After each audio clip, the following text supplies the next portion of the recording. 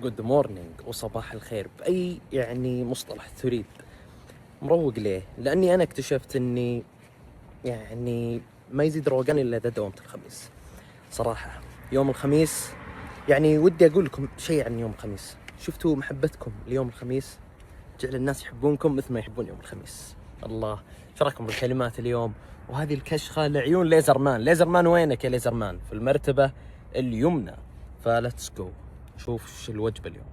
سوي نني كريه شوي. ها الظاهر اني بتأخر على المحاضرة لان باقي على المحاضرة تقريبا نص ساعة وتبدأ. عموما ليزرمان موجود، بس اكتشفت انه انكسر هنا عقب اخر وجبة، فيبينا وجبة صغيرة اليوم. اكتشفت فيها من الكب كيك، شايفين الزيت في اثر هنا. يوه، ريحة الوجبة القديمة ما زالت موجودة هنا، كمية تسمم. طيب الآن وقت اختيار العصير.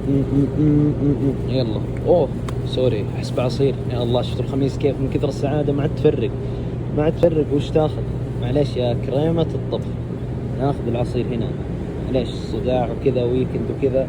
اعتقد انه خيار المانجو جميل، حلو انك تاخذ شيء ثقيل يوم الخميس ياخذ مكان شيء جميل صراحة.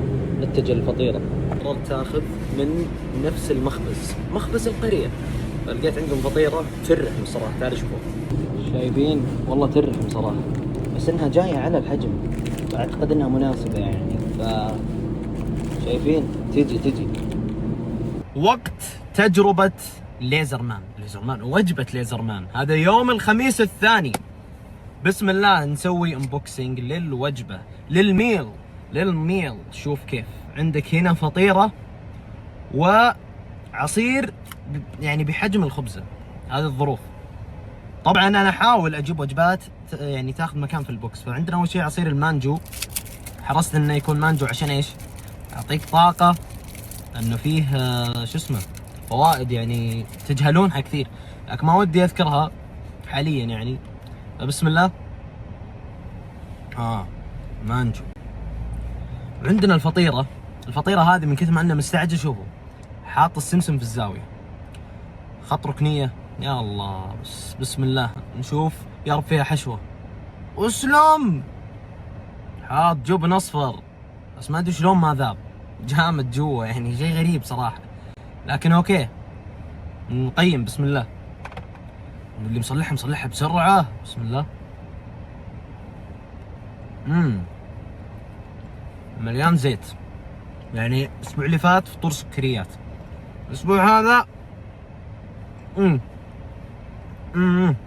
والله الجبنة ذي اللي في النص. حلو. فطور اليوم فاز. باقي ربع. صبحنا عليكم والآن نمسي عليكم. شخصية الأب العفوي انتهت الصباح. الآن نستمتع باللونج ويكند. قايل لكم أنا مشكلة اللغة الإنجليزية عندي تدخل أحيانا كذا، والقهوة والحركة المنتظرة. واحد علق لي قبل شوي قال وين الحركة؟ ولعيونك